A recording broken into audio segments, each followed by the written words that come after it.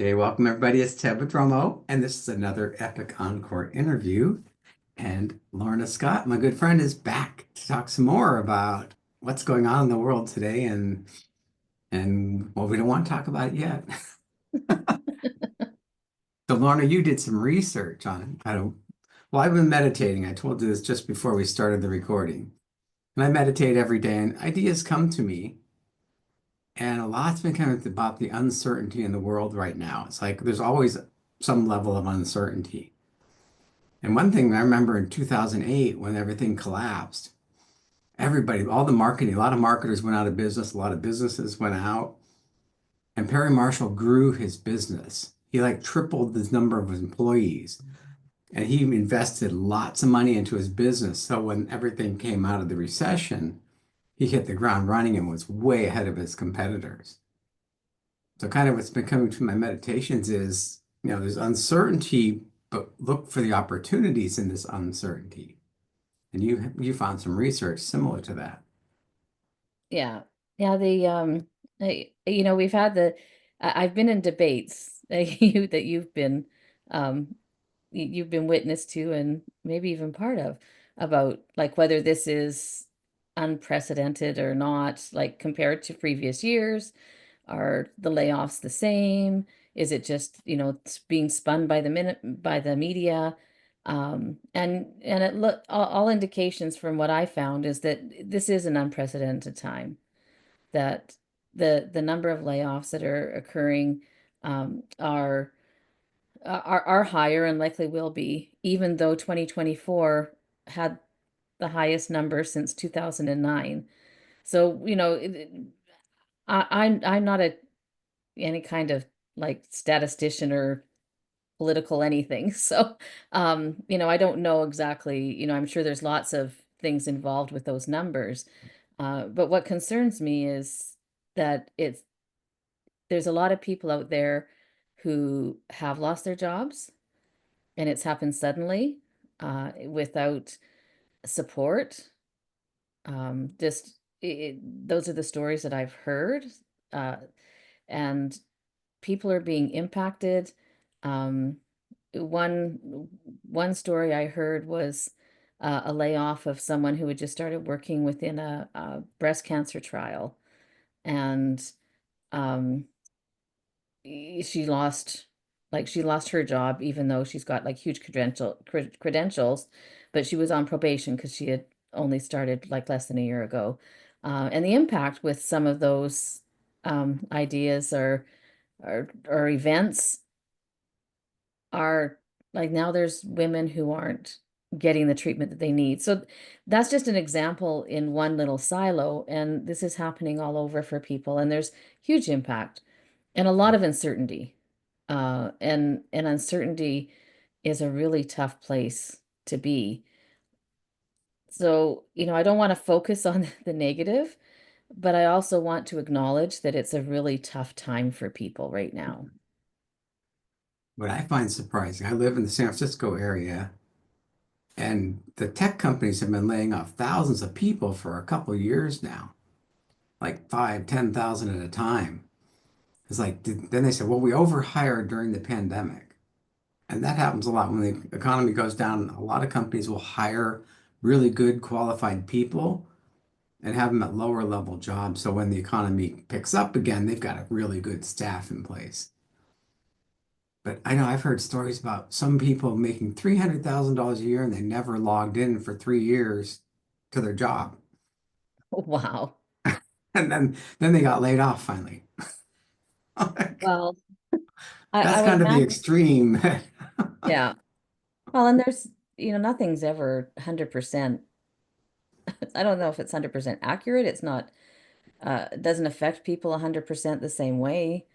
Some people will benefit and others will benefit in ways that we think maybe aren't really fair or appropriate.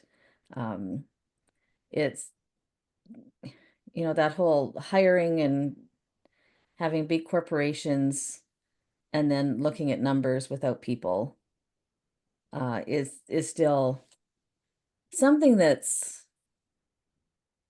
it's concerning. It's been a long time since I've worked in a like in a as an employee in a workplace.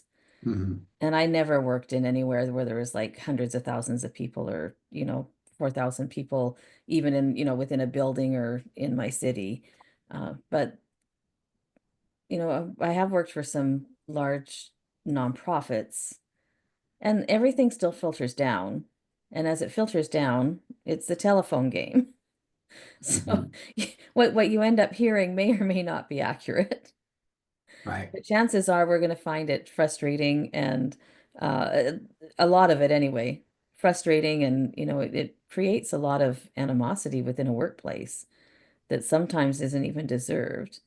Hmm. And I would think, there's the two groups of people. One group is the people who are already laid off and we're not expecting it, so they never planned for it. They've um, always had good track records. I don't know, I didn't go deep enough into the research.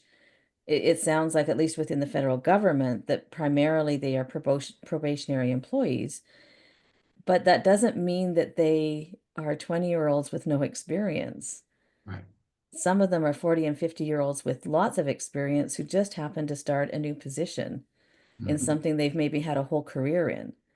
So, I mean, it still seems like very unfair. So there's those groups of people who have already lost their job. And then there's a group of people who are still working and sitting there wondering whether or not they're going to have a job tomorrow. Right. And I was in like 30 years ago, was at a conference where the speaker said the only thing that's worse than not having a job is the anticipation of not knowing whether or not you've got a job. Yeah. So that's not an easy place to be either. And especially when you're seeing that any of the opportunities that you might have in getting a new job, that those positions are being eliminated. Hmm. That can really, like when you talk about uncertainty, that uncertainty and anticipation can eat up somebody in a heartbeat. Like Yeah. that's the repercussions are huge. It's a stressful work environment. People aren't productive because they're just looking over their shoulder all the time. Or the way tech companies lay people off is they turn off your login and don't even tell you a lot of times. It's really cruel what they do to people, but businesses are in business to make money, obviously, and sometimes they have to rearrange the staff. I worked for Digital in the 80s. They were the largest mini computer company. And when they hit a rough patch in the market, they would put a hiring freeze on for a while. But had pride that they have 25 years, we've never laid off an employee. So what they started doing to us, they started harassing us to quit. Mhm. But it'd be totally illegal to do today, but they would just like really treat you horribly to get to the point and quit. And that's what I ended up doing. After like 10 years, I couldn't get any more promotions. I had hiring freezes. So I ended up leaving. And about a year later, the company broke up and got sold into pieces all over after being in business for 30 some years. So it's interesting times today. It's very similar to that. I think a lot of companies are just disappearing. Yeah. And there's many reasons for that Yeah. happening. And yeah, I was just thinking back, like last week or, within the last week or 10 days about, kind of where I'm at in my business and in my life, and remembering at the time of the Apple iOS like first update with the privacy changes. And at the time I was doing media buying for like Facebook ads. Hmm. Um, and had, working with clients and, remember hearing so much of the, this is going to, knock out so many, of the digital marketing agencies and anybody doing media buying, um, Facebook media buying, that, they're likely not going to be working in that in a year. And, Yeah. being a little bit scared, but then going, yeah, well, whatever. Well, I was there a year later, but I wasn't there much more than a year and a half later. Hmm.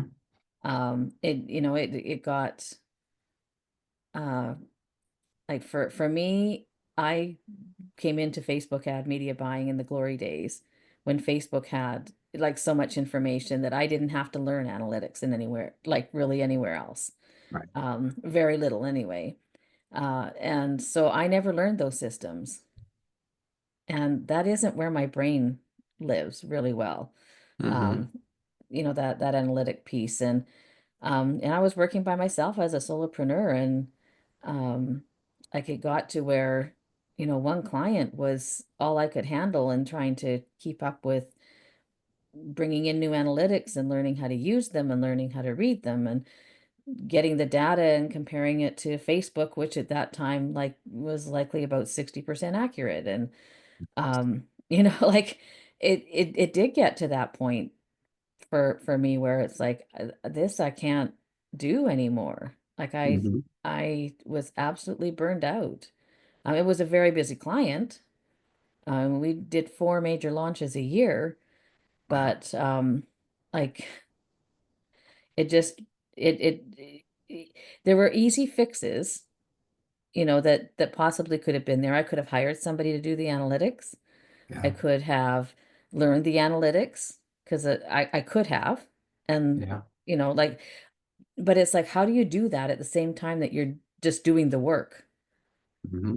And is that where I want to go? Like that was a decision I had to make, was do I want to stay in media buying and take this next step to learn everything I need to learn to still be a good media buyer? Yeah. Or do I say this is not for me and I'm stepping away? And I chose the this is not for me anymore. I'm Right. stepping away. I had very little and likely zero interest in bringing on a team member to do or not just Google Analytics, but any kind of analytics that needed to be done that would be helpful. I didn't want to. It just was. It's not me. It's not. There's no passion in it. It Yeah. would be part of the job, but having that, and I didn't have a big dream of a digital marketing agency. Yeah. Like that wasn't, I that was just what I was doing for me at the time, and until I figured out what was next. Hmm. And During its heyday, it was a great way to make a living because it was very dynamic. Everybody wanted to learn it or have somebody do it for them. yeah, and I had great clients. Like that was my passion, was working with the clients. Yeah. And when it was sitting at the computer way too many hours a day, doing, even doing what I love to do in the creating of the ads, but feeling like I didn't have necessarily all the information to guide my client the right way. And I certainly didn't know enough to teach a coaching client Hmm. what to do. So like it just became, that this was good, and while I was coaching it was fine. Yeah. Um but I don't like the additional piece, and that happens regardless of what the job environment's like. Like it, those things, whatever's happening in our countries, um people still go through those periods of time. I did numerous times. um it, it it's this is bigger. Like I'm not going to say like I don't want to say like just suck it up because this happens all the time. That's not what I'm saying. Um I'm saying that people have gone through this. I've gone through this. You've gone through it. Yeah. Um and we've come out the other side. Like it sometimes, um like there will be a day where many people will find that this was a gift. Yeah. It just was wrapped in barbed wire to start with. Right. I'm Well, not the going to say, companies are making a huge shift towards AI, and the smart companies are all in on AI. So they're hiring a lot of people that are learning AI so they can implement it into the business, which will make the business more efficient. But there's a whole nother department over here that they don't need anymore, so they get laid off, or some get to retrain. But Yeah. so we're seeing that in private companies and in the government. It's like, okay, we haven't looked at our staffing in a long time. Let's cut some of this out over here and shift some people here, and we'll be more efficient. So it's about reskilling. That's kind of the word I've been hearing a lot lately. You don't need to Reskilling. reinvent yourself. It's like reskill yourself for the next couple of years. So what are AI is the obvious reskill, um, at least to me. And when I think of somebody like me, like I could, like I'm not the one to create AI. Like I'm not the one like that. That's not my skill set. Yeah, I mean, I guess at some point, if they're going to put the um, eviction sign on my door because I haven't paid my mortgage, then right. I might learn that skill for a little while. Um, I've done that before, but it's I think there's that path of finding our own way even within AI. Like Yeah, what other opportunities are there?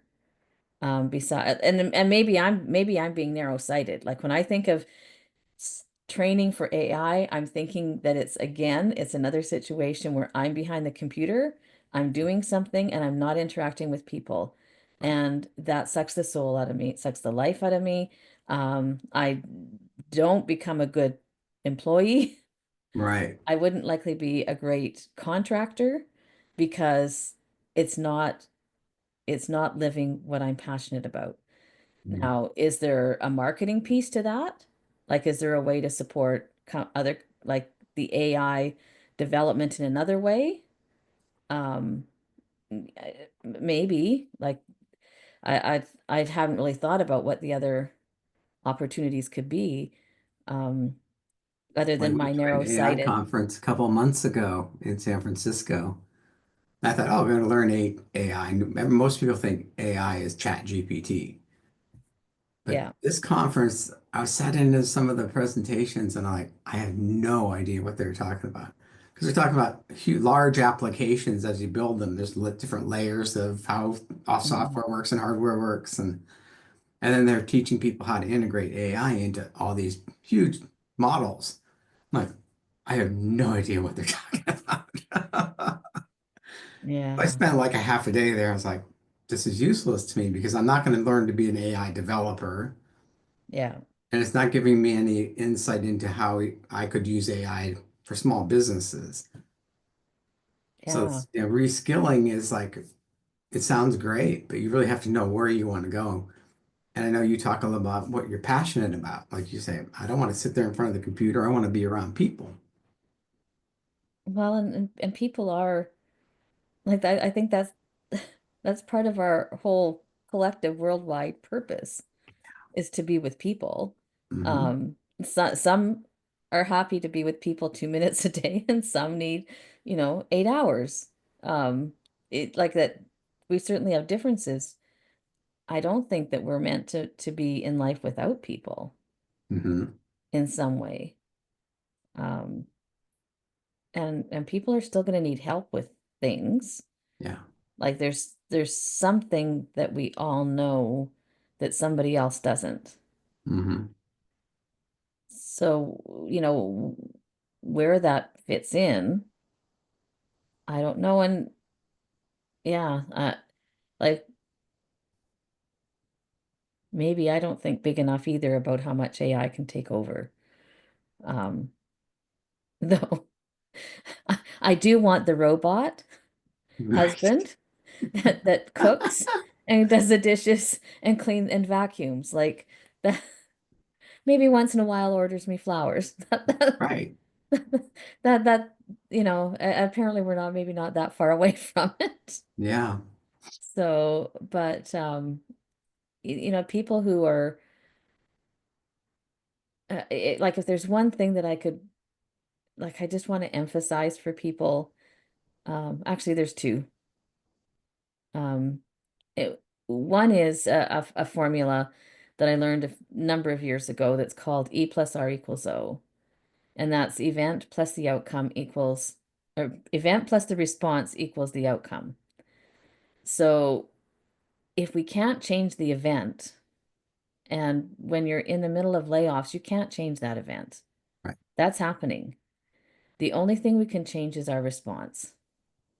So if we don't want the outcome that we're getting, then we have to change our response. Mm-hmm. And it's called like taking 100% responsibility, which may sound like a tall order right now Mm-hmm. when someone's likely feeling victimized by someone or something, like whoever you decide. Yeah. It would be, I think it's challenging to be laid off and not feel like a victim. Mm-hmm. Um, and yet that part of coming out of the other side is getting to the point of saying, okay, like this happened, it's real, it's uncertain, it's very uncertain. Yeah. Like I maybe more so right now than ever. Um, and then what can I do about it? Yeah. And it's not saying that anyone needs to go get a job right away or whatever, there's no, like, I have no preconceived notions of what that is for people because it will be different for everyone Right. depending on their personal situations. Um, but we can decide how we're going to react and how we're going to respond. And when I say take 100% responsibility, I do want to make sure that people don't misunderstand this, Mm-hmm. that it's not that anyone's responsible for their job loss. But it's taking responsibility for our response. Yeah. It's taking responsibility for our 50% of the situation. There was 50% that there is out of their control and it Yeah. happened. But there's 50% that we are in control. And even if some of that response is saying, I'm going to give myself a week to mope and maybe to cry, to blast off at somebody, to, I mean, not to take it out on someone, but like Right. if there's a someone in your life that you can vent at, that you can just say like they're safe and you can just say how you really truly feel. Mm-hmm. Um, like it's giving yourself a week, maybe 2 weeks. I don't know how long that would take, but to even limit it. Um, and we're capable of doing it, of saying, okay, Monday afternoon from 1 to 4, I'm just going to feel like I'm going to pay attention to this and I'm just going to feel how I feel about it. And at four Mm-hmm. o'clock, I stop. I'm going to move on and start seeing what I can do. And even if that's something as taking a 10-minute walk, Yeah. listening to the favorite music, but I'm going to change the state and Mm-hmm. do something different. Um, and some will be able to It's do that. important. Oh, go Oh, ahead. sorry. Go Yeah, ahead. I think uh, it's important to not feel like it's your fault. To say absolutely. everyone else got laid off in my department, so it wasn't my fault. It's not something I did wrong. To use that as a positive, like, okay, if you were the only one that got laid off, if you got fired for not doing your job right, that's a whole nother story. But Yeah. when your whole department gets laid off with no notice, just say, okay, it wasn't my fault. Acknowledge there's a lot of pain, a lot of anger, frustration, let vent those feelings, like you said, and then move on and start thinking about what do you love doing? Now it's my time. I can create my perfect life ahead of me now. Well, I mean, perfect. I mean, that's to me, the next to perfect pathway. And for some, that'll happen in 3 weeks. Some that'll happen in 3 months. Yeah, Situations are going to be so different. But knowing that there's a door opening somewhere, maybe even a couple of windows opening somewhere, right. and we want to be able to see them. And I mean, that's one of the reasons that I absolutely love the passion test, is because that helps get that clarity of what's important now Hmm. and um, knowing what you're really passionate about. So whether that's used to start a business or it's used um, to find a new position, to offer the skill somewhere else, and it might mean taking a position that are below the skill level. Hmm. Um, it um, my daughter's in that position right now. She was fired from her job just over not quite a year ago, um, 10 months or so. And it had, was preceded by 4 or 5 other firings in that department. Hmm. So I mean, it was kind of messy. And she's certainly working below her skill level right now. There's the jobs that she's qualified for in our city are very slim. Hmm. Um, so I mean, you do what you can, but she knows she loves the work. Yeah. Like she's passionate about what she does. And even though it isn't ideal, it's not a fairy tale. Like sometimes it's not going to be a fairy tale ending, but Yeah. it can be better. And we can be happier and we can find more joy and we can feel like we are worthy again. Hmm. Because that's, when we think there's something that was our fault, we question our worthiness. Right. And we question our identity. Who are we Hmm. to get caught up in this? So it's just being able to be aware of our skills, our experience, our knowledge, what truly brings us joy. And while we're maybe looking for work or trying to make those decisions, then finding other things in life that bring us joy so that we at least experience that. It might be playing music, it could be watching sports, reading, walking, being with friends, whatever it might be. I-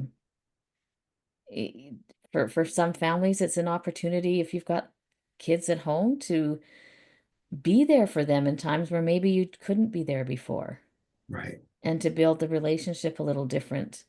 Um, i- and even though that doesn't logically pay the bills, just being in a state of joy and being calm and finding peace Yeah. will accelerate finding a job. Yeah. It's a perfect time to just step back and kind of reassess what you love doing, what you not don't want to do. Like your passion test is the perfect time to do something like that because it just helps you figure out, okay, this is really what I'd love to do, and this is what I'm really good at. Yeah. And it helps set the direction. And I think that that's the uncertainty piece to it. Um, I hadn't really thought about uncertainty as much until I had a mentor said, truly, there is not anything in this world that is certain. Yeah. So we are always in uncertainty. We don't know what's going to happen in 10 minutes. Yeah. Um, but we don't dwell on it. Right. Like in our normal day-to-day life, we still make plans and we still do those things, which we should. Uncertainty isn't a new concept. Yeah. So we're just learning to live with it differently. Um, so It's a huge time of opportunity because, yeah, during any recession, some companies lose money or they lay off staff, but other companies are making more money than ever because they look for the opportunities. yeah, So it's a good time for like look for those opportunities that are out there, and it's a great time to switch careers or whatever. yeah. I mean, I think of um like there's a couple of times where I almost got fired. Hmm. And I had gone from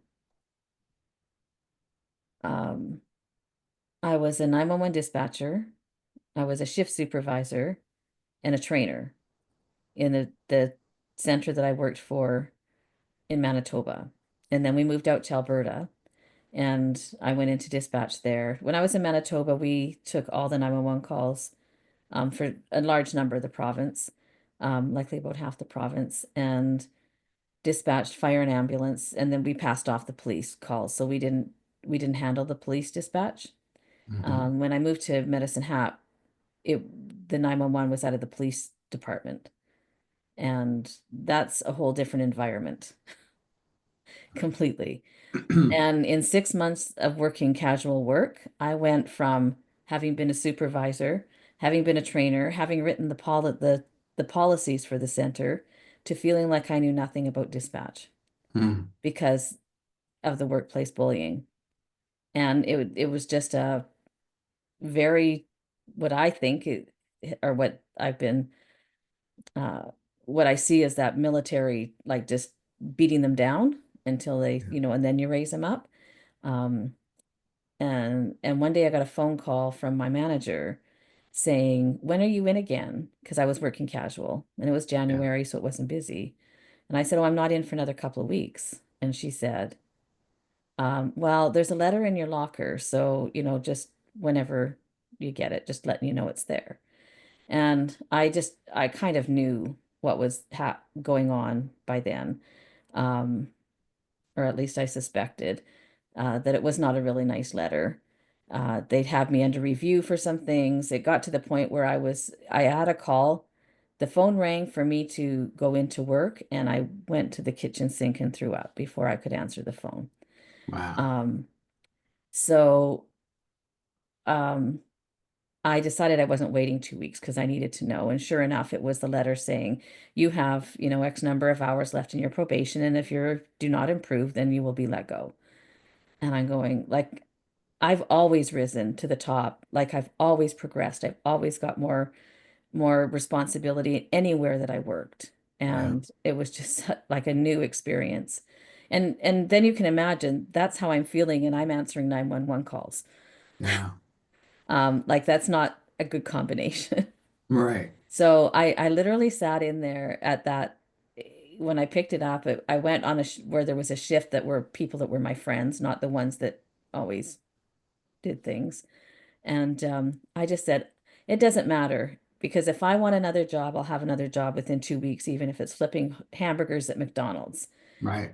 And within 2 weeks, I had a job supervising a home visitation program for high risk families, that was expanding. So it was a brand new position. It was an exciting position. I had the staff to supervise, working with families, working with people. Um, so what went from, like, one of the lowest moments of my life, Hmm. um, within 2 weeks, totally changed Yeah. because I was determined to not live that way anymore. And while I wasn't laid off, it was my choice to leave. Yeah.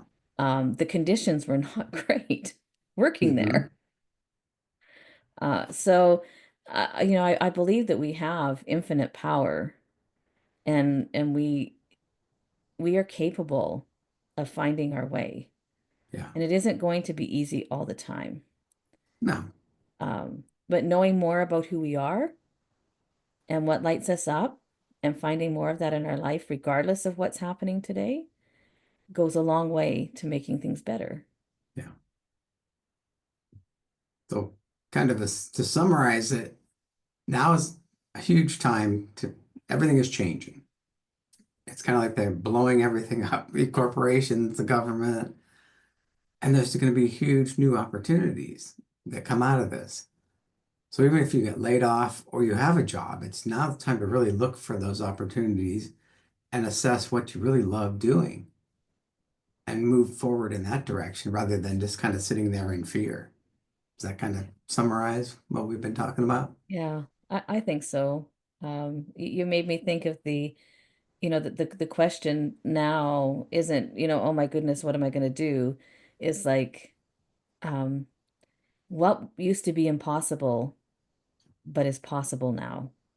Yeah. What did I dream about? What did I really want in my life that I haven't been able to do? Because now you can do it. Yeah. So how can people get in touch with you and learn more about your passion test, which I highly recommend people do?